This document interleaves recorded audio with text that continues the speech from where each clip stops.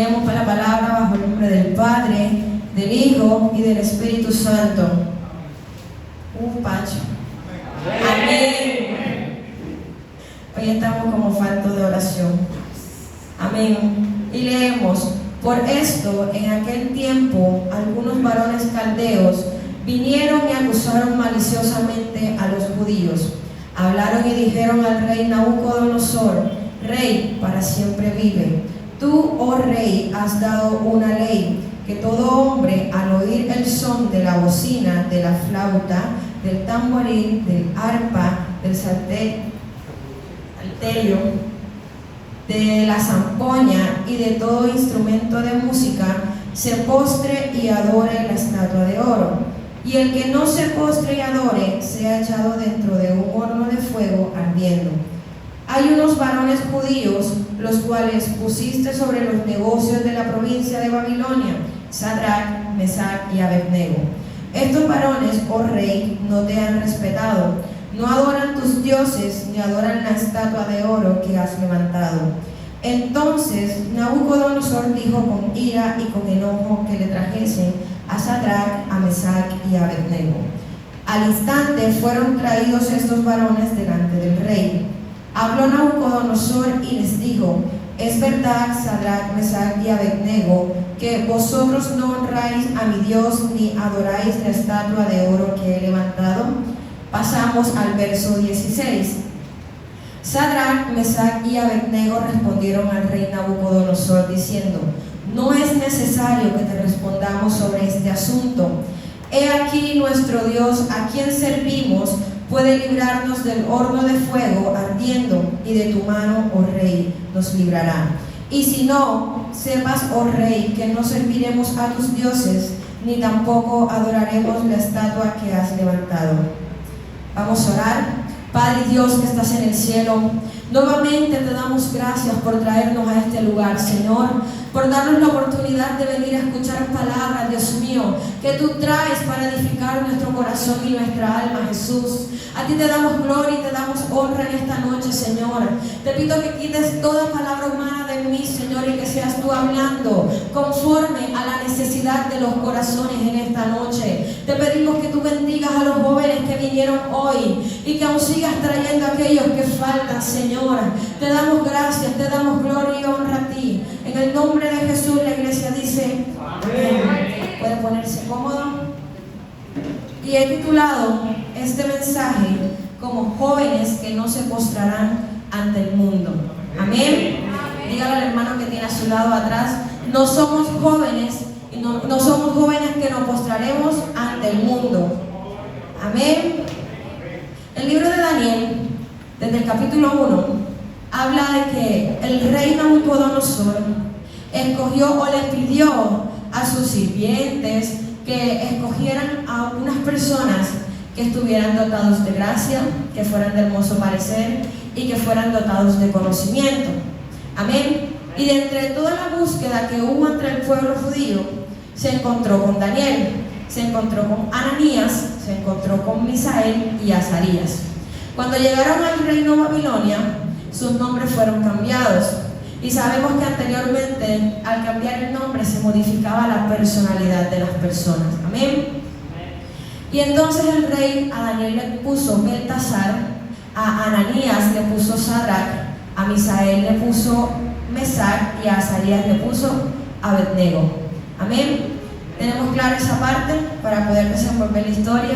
Estos hombres fueron hombres de Dios, hombres de los cuales Dios les dio sabiduría, les dio conocimiento en toda ciencia, en toda lengua. Daniel fue un hombre que Dios usó grandemente, que le permitía ver visiones y que le hablaba a través de los sueños. Amén. Y que les dio a ellos en su corazón la convicción de que su Dios era real. Amén. Y cuando ellos llegaron a Babilonia, el rey quiso arrancarles esa convicción, quiso arrancarles esa determinación que ellos tenían de que su Dios era el Dios de Israel. Amén. Y le quería imponer sus dioses, le quería imponer sus doctrinas, le quería imponer todas aquellas cosas que pertenecían al reino de Babilonia. Pero estos 4 hombres, me llama la atención que ellos tuvieron la determinación y dijeron: yo creo. en el que yo conocí, en el que mis padres me educaron y que hoy en día tengo la convicción que es real. Amén. Y estos hombres fueron sabios y fueron escogidos por Dios. Y cuando leía el texto que acabamos de leer, meditaba en la palabra de los primeros versículos de Daniel, y es que Dios podía haberlos salvado a ellos de que se los llevaran a Babilonia, amén. Dios podía dejarlos en su tierra, pero ¿qué pasa? Que todas las cosas que Dios permite son necesarias, y más adelante nos daremos cuenta por qué, amén. Cuando estos jóvenes fueron llevados a Babilonia, Sadrac, Mesac y Abednego crecieron y se desarrollaron dentro de toda esa comunidad o dentro de todo ese pueblo. Pero ellos no perdieron nunca la convicción de Dios, del Dios en el que ellos habían decidido creer. Amén. En el capítulo 3 se habla de rescatados del horno de fuego.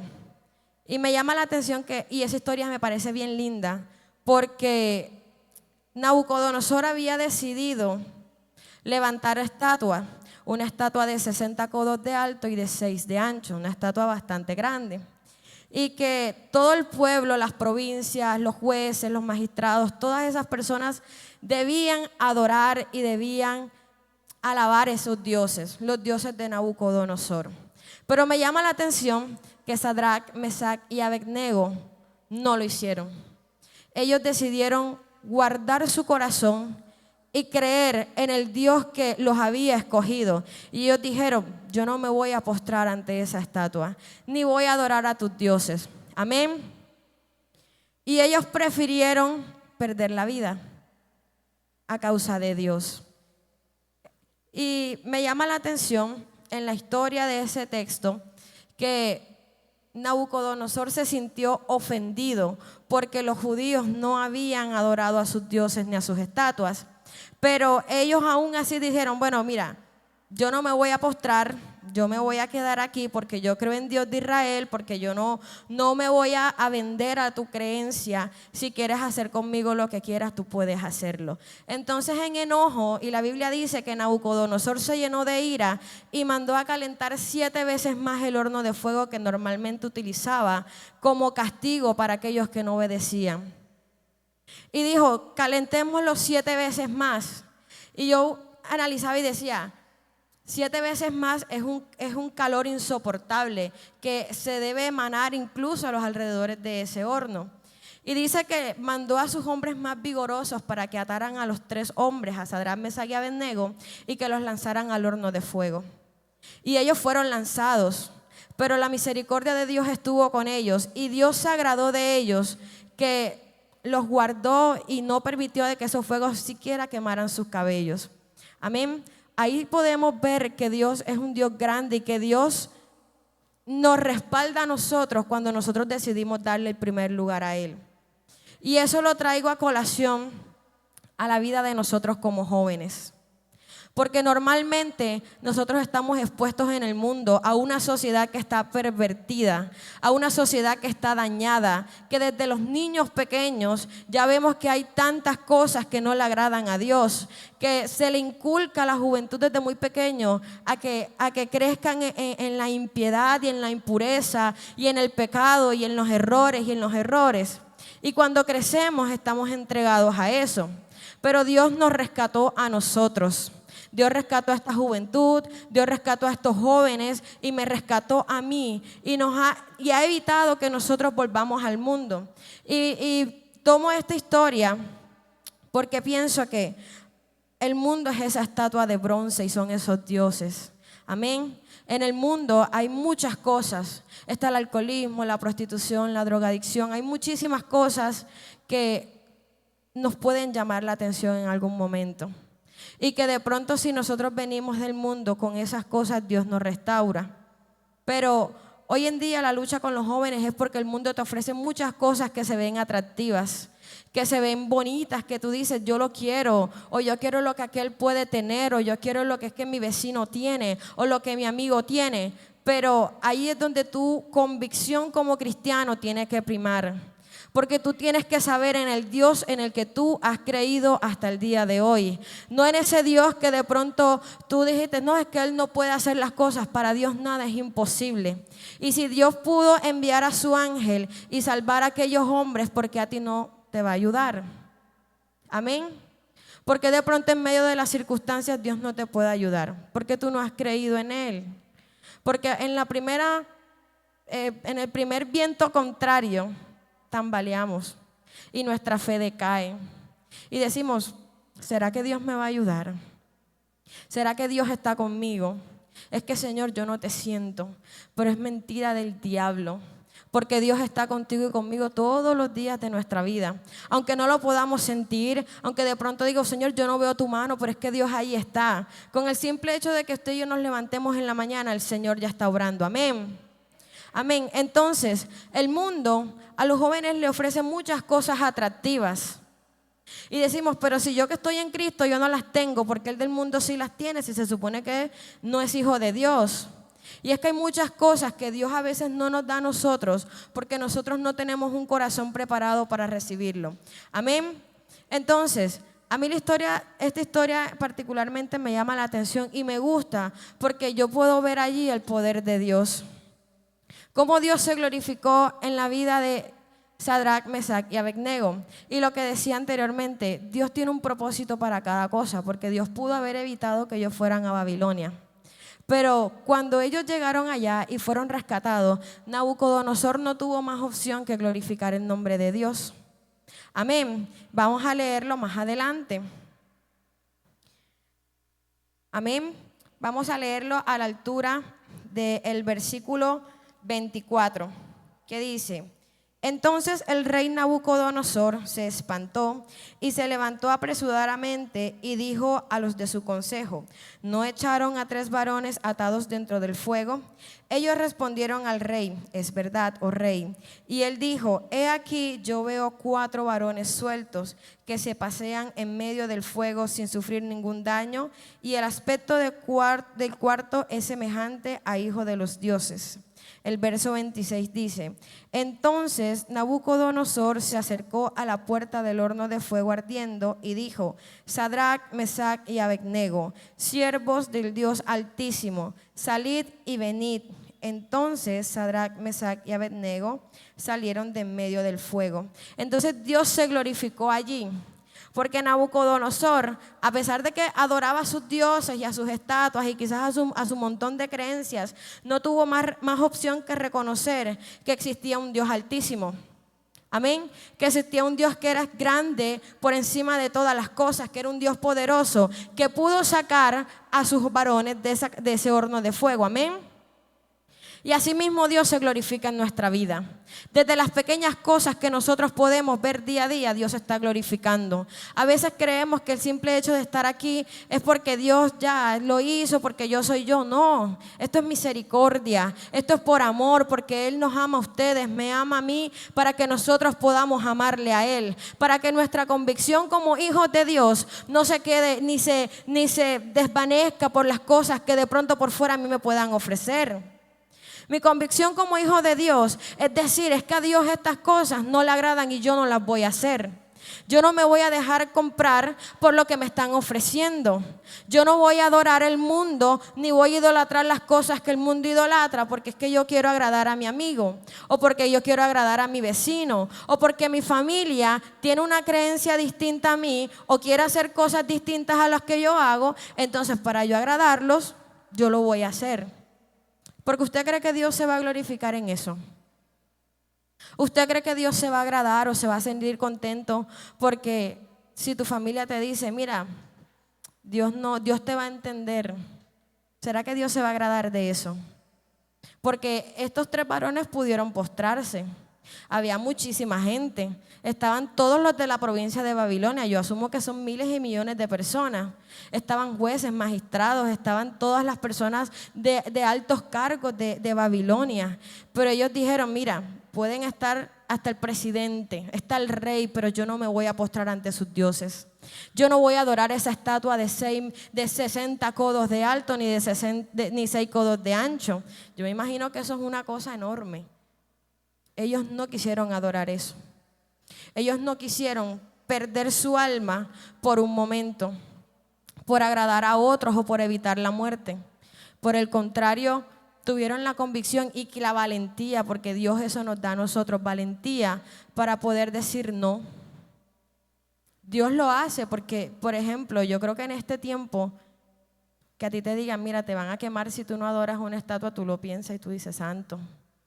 Amén. Bueno, si usted está agarrado con Cristo, bueno, me quemo, pero me voy con el Señor. Pero en este tiempo es difícil, porque uno piensa, me voy a morir, me voy a morir. O no, por lo menos yo meditaba y decía, Dios mío, ¿cuál sería mi reacción si yo tuviera que pasar por eso? ¿Será que yo tendré la convicción de decir, yo no lo voy a hacer y quémame, achicharrame ahí?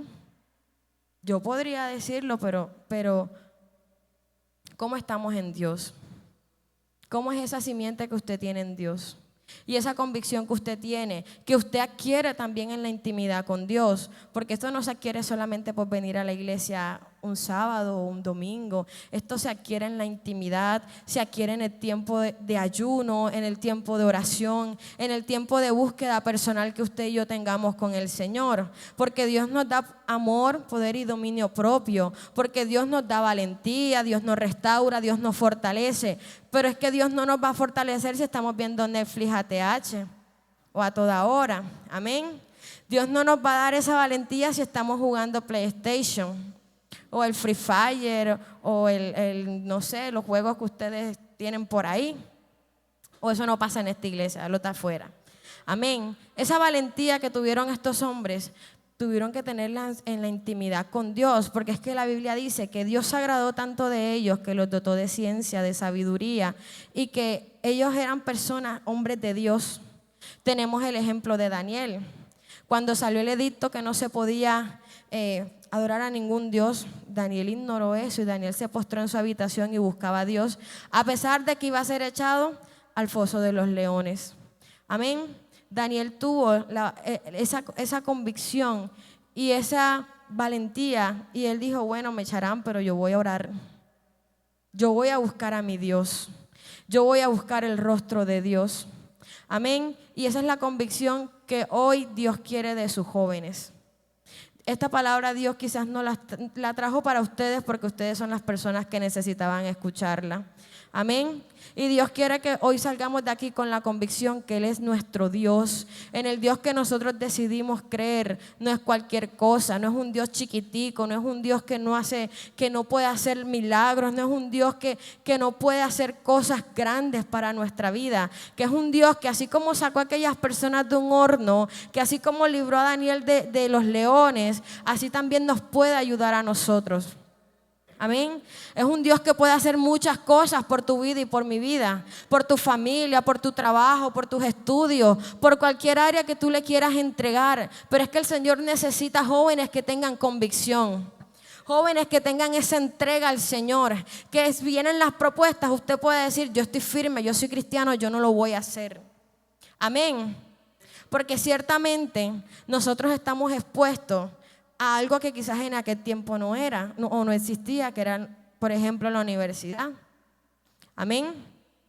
Y en la universidad, ¿cuántas propuestas no llegan? ¿Cierto? En la universidad, Dios mío, eso es un mundo en el que uno ve de todo, en el que uno experimenta de todo. Los que están en universidad, y yo estoy en universidad también, nosotros vemos montones de cosas, a tus oídos llegan propuestas de todo tipo, vamos aquí, vamos allá, hagamos esto, pero mi convicción como cristiana me ha permitido a mí decir no, porque eso no le agrada a Dios.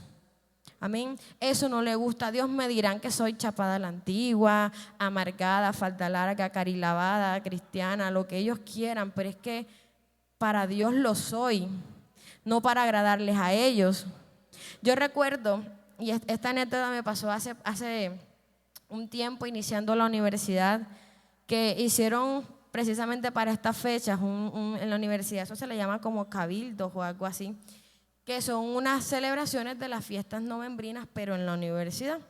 Y todo el mundo emocionado, iba disfrazado y no sé qué. Yo dije, no, yo no voy a eso, yo no participo de esas cosas. Y entonces mis compañeros o mis amigos en ese momento me dijeron, es que tu Dios te va a entender, porque se supone que Dios te ama. Y yo le dije, sí, Dios me ama, pero Dios me ama cuando yo soy obediente, cuando yo decido hacer las cosas que a Él le agradan. Y me dijeron, no, tú eres una amargada, tú eres una falta larga, tú eres un montón de cosas. Y yo le digo, para ti lo soy, pero yo le estoy agradando a Dios. Tu opinión en este momento a mí no me hace nada. Y esa es la actitud que usted y yo tenemos que tener en cuenta y que debemos tomar. Pero entonces pasa lo opuesto. Si te dicen, mira, ve, cristiano con el cuello, mejor dicho, te estás ahorcando, entonces nos afligimos, nos herimos y Dios, chao. Como que Dios tiene la culpa, y eso no es así. Nos da vergüenza incluso decir que somos cristianos. Nos da pena decir, yo voy a la iglesia. Me da pena decir, yo no tomo porque es que eso no le agrada al Señor. Entonces dicen, bueno, prueba, y ahí vamos nosotros y entramos y probamos el trago, ¿verdad? O nos dicen, vamos a tal fiesta que nadie se va a dar cuenta. Bueno, no te puede ver tu familia, ni el pastor, ni la pastora, pero Dios te está viendo. Entonces yo tengo un dicho que se lo digo a mis cercanos: si yo no puedo mirar, Dios puede mirar. Amén. Y allá nuestra conciencia con Dios. Entonces vamos y hacemos y cometemos el pecado, y después venimos a la iglesia y nos postramos y adoramos a Dios, y eso no está mal. Pero es que esto no es el que peca y reza empata. Esto es el que persevera hasta el final, el que tiene en su corazón la determinación de decirle, bueno, mundo, si tú quieres haz lo que quieras, pero yo vengo a la casa de Dios. Yo vengo con la convicción que Dios está conmigo. Yo vengo con la convicción que el Señor es el que me alienta, el que me fuerza, el que me guía, que es mi guía, que es aquel que me enseña, que es mi maestro, y que Él está conmigo todos los días de mi vida. Amén. Entonces, el libro de Daniel, y si usted de pronto en su casa tiene la oportunidad de leerlo, usted se va a dar cuenta que estos hombres de Dios atravesaron por cosas, y ellos pudieron tirar la toalla y decir, Señor, pero ¿por qué tanto? Por ejemplo, Daniel, ¿por qué tanto? Yo fui bueno, yo soy tu hijo. E incluso la Biblia dice que Daniel fue varón amado por Dios. Y Daniel, ¿dónde terminó? En un foso con un león. Él quizás no debía pasar por eso, pero aún en ese momento Dios se glorificó. Daniel al día siguiente salió y estaba intacto. Amén. Ahí está el poder de Dios. En el caso de Sadrac, Mesac y Abednego, la Biblia dice que ningún cabello de ellos fue quemado, ni su ropa, ni sus zapatos, ni sus vestiduras, ni su cabello, ni nada de lo que ellos tenían, eso fue tocado por el fuego. Que por el contrario, Dios envió a su ángel para que los cuidara a ellos, para que los protegiera, y ellos salieron de ese horno campantes, hermano. Yo me los imagino que ellos se sacudieron sus vestiduras, se estiraron, se peinaron, y ellos fueron para adelante. Y Nabucodonosor no tuvo más opción que decir, ellos son hijos del Dios Altísimo. Y el edicto después, ¿cuál fue? Que cualquiera que blasfemara contra el Dios de Sadrac, Mesac y Abednego iban a ser descuartizados. La Biblia lo dice más adelante. Entonces, todo ese proceso que estos tres hombres pasaron, desde el momento en que ellos fueron raptados de su tierra y fueron llevados a Babilonia, tuvo un propósito. Y era que Nabucodonosor pudiera entender, y toda esa provincia, que existía un Dios. Que no eran sus dioses, que no era su estatua, que no era todo lo que ellos creían y con lo que ellos blasfemaban a Dios, sino que por el contrario, había un Dios que era todopoderoso y que estaba por encima de sus dioses. Y eso nos debe dejar a nosotros como enseñanza que Jehová uno es. Que Jehová uno es. No hay dioses, no hay nadie que pueda hacer lo que Dios hace. De aquí para adelante, lo que usted le digan es mentira. Amén. Lo que los santos y lo que mucha gente festeja en el mundo, usted sabe que eso es obra del diablo, que quiere disfrazarse de Dios, que quiere disfrazarse de Jesús y que quiere engañarnos a nosotros haciéndonos creer que nos va a ofrecer más de lo que Dios nos puede dar. Amén. Entonces la invitación hoy, y el mensaje es corto y bien corto, pero la invitación es a que nosotros tengamos la convicción de que Dios está con nosotros todos los días de nuestra vida. Amén. Y que a pesar de todas las cosas que se puedan presentar, mira, a veces uno tiene tantas adversidades en nuestra casa, quizás económicas, familiares, laborales, estudiantiles, lo que sea, y nosotros a lo primer achaque ya nos queremos ir. Y decimos, Dios mío, pero ¿y entonces? ¿Hasta cuándo? ¿Qué tengo yo que hacer? ¿Verdad? ¿Será que tú existes? Porque a veces hasta nos dejamos lavar la cabeza. ¿Será que tú existes? Porque, y por lo menos en la universidad que nos meten filosofía, ¿será que Dios existe? ¿O nosotros venimos del Big Bang? ¿O venimos de la creación del mono? Yo no soy un mono, ustedes son monos, hermanos. Yo no soy un mono. Y nos meten ese montón de cosas y cuando no estamos agarrados de Dios nos dejamos confundir. Y dejamos que esas cosas hagan mella en nuestra cabeza. Y cuando venimos a la iglesia, entonces dudamos lo que aquí nos dicen. Y dudamos lo que la palabra, que esto es lo más seguro, lo más verídico, lo más verdadero, nos está hablando. Amén. Y dudamos de esto que no debería ser como cristianos, que dude el mundo, porque el mundo no conoce a Dios, pero que usted y yo que hemos tenido un encuentro con el Señor, que hemos buscado a Dios, que hemos venido, que hemos escuchado y dicho, Señor, aquí estoy, y que después vengamos a dudar del poder de Dios, eso no se justifica. Dios tiene que estar triste. Amén. Dios tiene que estar triste que usted mire a su vecino y diga, Dios, yo quiero lo que el vecino quiere. El vecino tiene la camioneta último modelo y yo ando a pie. Los zapatos ya no me dan para más, Señor, si las calles hablaran, Jesús. Amén. O por el contrario, vemos que el vecino tiene las Jordan y usted y yo vamos para el mercado, para las caletas. Amén. Y nos dejamos enceguecer por eso. Y por causa de eso que vemos que no tenemos, el diablo entra a nuestra mente. Y nos dice, bueno, mira, si en el mundo te ofrecen tan negocio, yo me voy para allá y yo voy a tener plata. Y no me voy a comprar una Jordan, sino que me compro dos, ¿verdad? No voy a comprarme una Toyota Fortuner, alaba al Señor, sino que me compro dos. Amén. Y cedemos ante las cosas del mundo. Y cedemos a las malas proposiciones del mundo. Amén. Y nos olvidamos que aquí en Dios tenemos la recompensa más segura.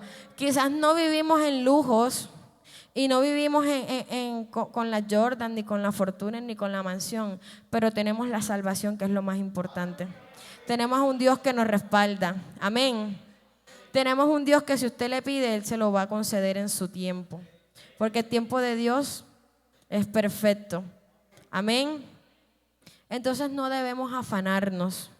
No debemos dejar que nuestro corazón se incline a las cosas que están afuera, que nuestros ojos se pierdan por lo que el otro tiene y yo no tengo, por lo que aquella persona logró pero yo no he logrado en tantos años, porque es que quizás tú no sabes lo que esa persona tiene y cómo lo consiguió, y ciertamente en el mundo lo que se consigue es efímero, eso no dura nada, más demora en conseguirlo que lo que el diablo demora en quitárselo. Pero nosotros en Cristo tenemos la convicción que lo que tenemos es eterno. Y la Biblia lo dice en Eclesiastés, que la bendición de Dios ni se le añadirá ni se le va a disminuir, porque viene de Dios. Y lo que viene de Dios, así se ha luchado, hermano, que usted diga, Señor, estoy sudando, Padre, estoy perdiendo la batalla, Señor. Así lo digamos de esa forma tan jocosa, Dios nos da la recompensa a nosotros. La recompensa de Sadrac, Mesac y Abednego fue su vida, fue la salvación, fue el gozo de poder decir, Dios se glorificó y Dios hizo el milagro en mí. Dios me permitió a mí vivir, que es importante. Hoy no valoramos ni siquiera la vida y no nos importa y nos metemos sin cabeza en lugares en los que no tenemos que estar. Y hacemos cosas en las que no tenemos nosotros que hacer como cristianos. Y no valoramos nuestra vida, que es un regalo tan preciado y tan bonito. Y cuando llegamos de pronto a una situación de adversidad en el que nuestra vida se ve afectada, entonces ahí sí buscamos a Dios. Y clamamos, y Señor, sáname, y Señor, ayúdame, y Dios mío, te pido, Señor amado, mira, yo voy a ayunar, yo voy a esto, pero cuando estuviste bien, ¿qué pasó? ¿Qué hiciste? Cuando tú estuviste en la oportunidad, ¿qué hiciste con esa oportunidad? No la aprovechamos, ¿verdad? Lo dejamos pasar, porque pensamos que esto es poco. Pensamos que con levantarnos ya tenemos todo y no es así. Lamentablemente no es así. Con levantarnos no es suficiente, porque si a Dios le place, usted mañana y yo no nos levantamos de la cama. Y eso debemos valorarlo. Debemos valorar que existe un Dios que hace milagros, pero también existe un Dios que si tiene que ajustar, ajusta. Y estos hombres de Dios, Daniel, Mesach, Sadrach, Abednego, todos los hombres de la Biblia tuvieron que pasar por procesos que fueron complejos, pero que Dios metió su mano y Dios se glorificó en medio de sus procesos. Amén. Si nos vamos un poco más a la vida, por ejemplo, a la vida de David. A mí me gusta mucho David. Y si nos vamos a su vida, David pecó contra Dios. David cometió un pecado terrible, ¿verdad? Y David entendió a raíz de ese pecado que todo tiene consecuencias. Y que así como Dios se glorifica, así también Dios ajusta. El pecado es perdonado, pero siempre queda una consecuencia. ¿Y cuál fue la consecuencia de David? Que su hijo murió. Amén. Porque David no valoró lo que Dios había hecho en él. Porque David no valoró que fue el ungido de Dios.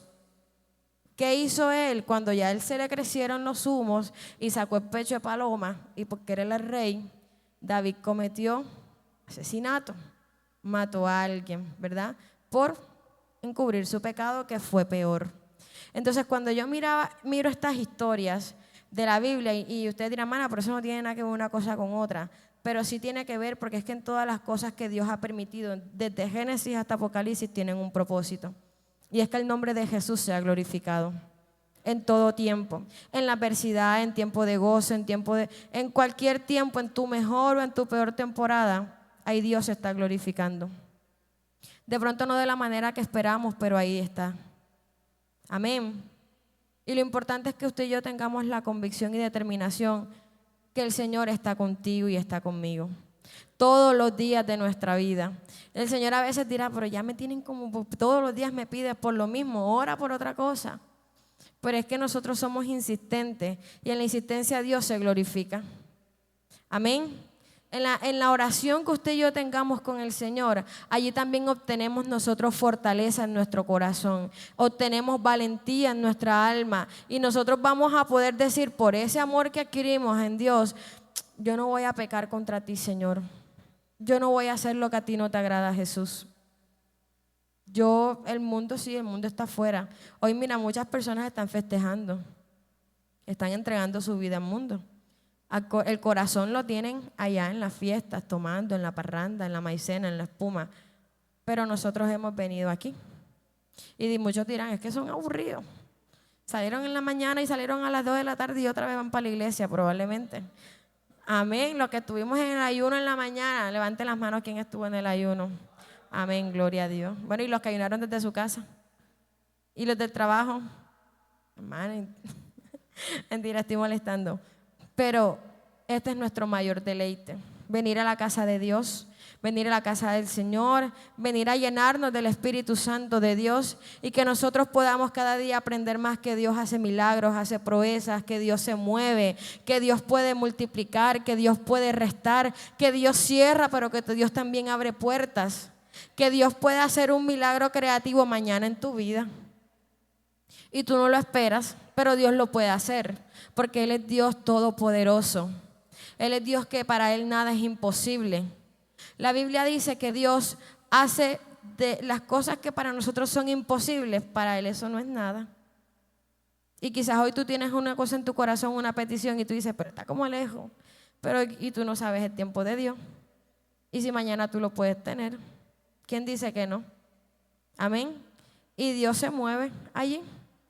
Entonces la invitación hoy es que tengamos convicción en el Dios en el que hemos decidido creer, que no es cualquier Dios, que es un Dios que tiene poder, que es un Dios que tiene dominio, que tiene majestad, que es alabado, que es bendecido, que es digno. Amén. No es un Dios que es chiquitico, como a veces vemos Diosito, no es Dios. Dios aquí, Dios donde usted quiera es Dios. Y Dios puede hacer muchas cosas, Dios es grande y Dios es poderoso. Amén. A veces, y ya con esto quiero terminar, a veces nosotros no le damos el valor a Dios que se merece. Amén. A veces no valoramos las cosas que Dios hace y nos dejamos guiar por cosas que no son ni siquiera relevantes en nuestra vida. Y creemos que estamos bien. Y nos dicen, mira, estás haciendo mal, y nosotros no, estoy haciendo las cosas bien, porque nuestra ceguera no nos deja ver el poder de Dios, no nos deja ver las cosas que Dios puede hacer. Y hacemos las cosas hasta el punto que ofendemos a Dios y herimos el corazón de Dios, y después queremos que Dios nos ayude. Después queremos que Dios haga cosas, después queremos que Dios se mueva en nuestra vida, en nuestra familia, en las áreas de nuestra vida, pero no le damos el primer lugar al Señor. No le damos la prioridad que Dios merece. No le damos a Dios la importancia de aquel sacrificio que Él hizo en la cruz del Calvario. Amén. Y nos hemos acostumbrado tanto a esto que en ocasiones le fallamos al Señor y no sentimos nada, ni una pizquita de remordimiento. No, hacemos cualquier cosa que a Dios no le agrade y no somos ni siquiera capaces de postrarnos y pedir perdón. Amén. Y esas cosas que nosotros hacemos sabemos que vienen del mundo. Y el príncipe del mundo, que es Satanás, él no vino a bendecirte, él no vino a engrandecerte. El ladrón viene a matar, a hurtar y a destruir. Y él viene a destruir a la juventud, en especial a la juventud que busca a Dios, porque es que el diablo no va a querer ver a unos jóvenes que vengan a la casa de Dios. Él como quiere verlos allá afuera, ¿verdad? Destruidos, golpeados, masacrados, macerados, porque en el mundo nos dejamos marcar a veces sin necesidad. Con tantos errores que cometemos, tantas equivocaciones, venimos a la iglesia lastimados. Venimos aquí destruidos en el mundo espiritual, y a veces nos dejamos hasta marcar físicamente. Y aún así Dios nos ha sacado de allá, así como sacó a estos 3 hombres, por misericordia y por amor, y nos ha limpiado. Nos pone hasta bonitos, ¿verdad? Aquí en la iglesia todos venimos bonitos. En el mundo no estamos así. Amén, nos ponemos más gorditos, unos más que otros, pero crecemos incluso. Yo he crecido, hermano, aunque no lo crea. En estatura eventualmente creceré también, amén. Pero venimos del mundo así, y Dios nos sacó de allá y nos trajo aquí.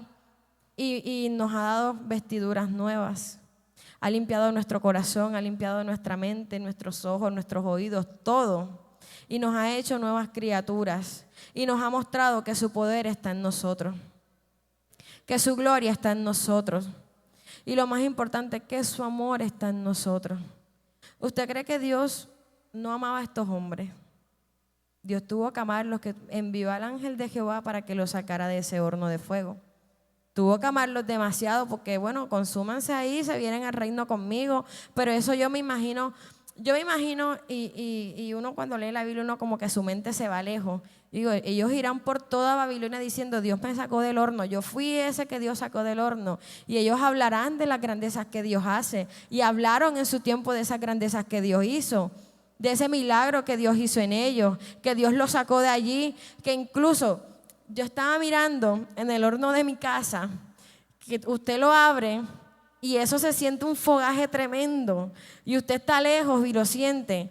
Ahora imagínese usted un horno de olimpiadas enormes, porque eso es un horno grande, calentado 7 veces más, que incluso cuando lo abrieron, esos hombres vigorosos que llevaron a estos hombres de Dios fueron quemados.